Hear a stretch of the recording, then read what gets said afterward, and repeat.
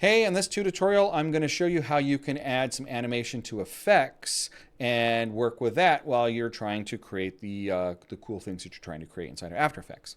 So here we are in this composition where we just worked on creating some keyframes so that we have this animation. And we have really kind of a do-nothing animation right here because the values are exactly the same.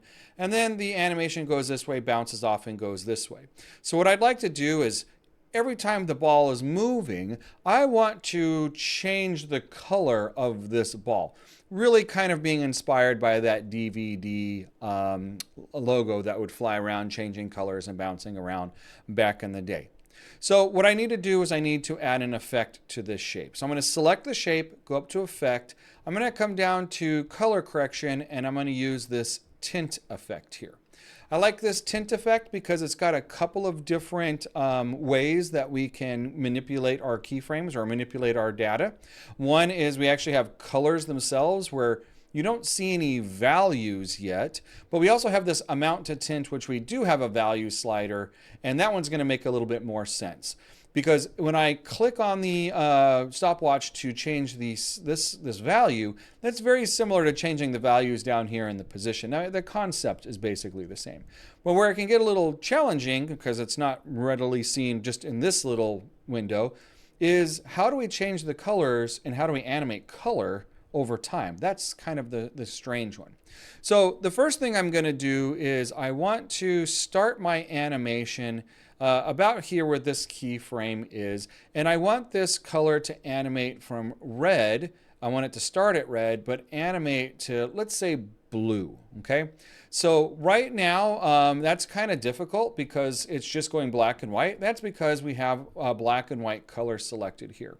So I can click on this little block box here, and I'm going to go to a blue color. I'm going to kind of choose this sky blue here, and I'm going to click OK, and I'm just going to do the same thing with the white one. It's not going to change too much because the values are on here, but there we go. We've got these two values, and we're turning the color to blue.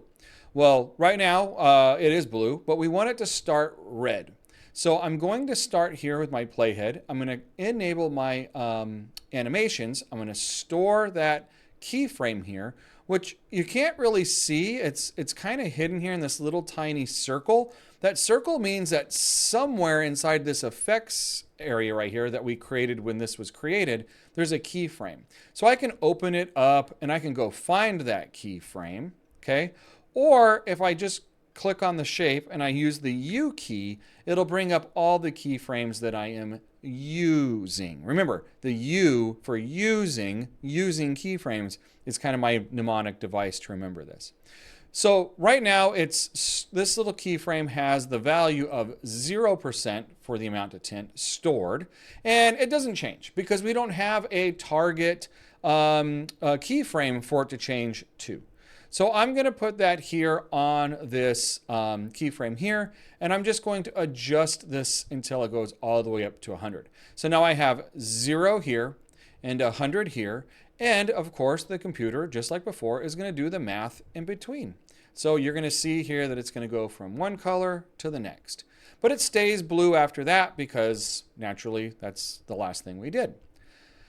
So now I want it to change to, let's say, a green color. Well, I have blue up here and I have the tint. There's nothing in here that's tinting anything green. So what I'm going to have to do now is I'm going to have to say, okay, I want this animation to start here.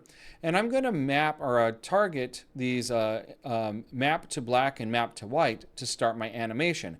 So I'm going to click those stopwatches. I want to see it down here. So again, I'll select the layer, I'll hit U, and we're going to see now this little color graph that's going all the way through, and we're going to see now 2 more keyframes that we've created.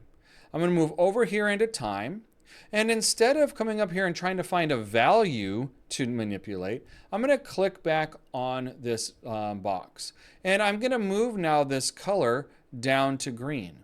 And you can see here that it's changing it, and it also changed it on my timeline, and you can see a little bit of gradient there.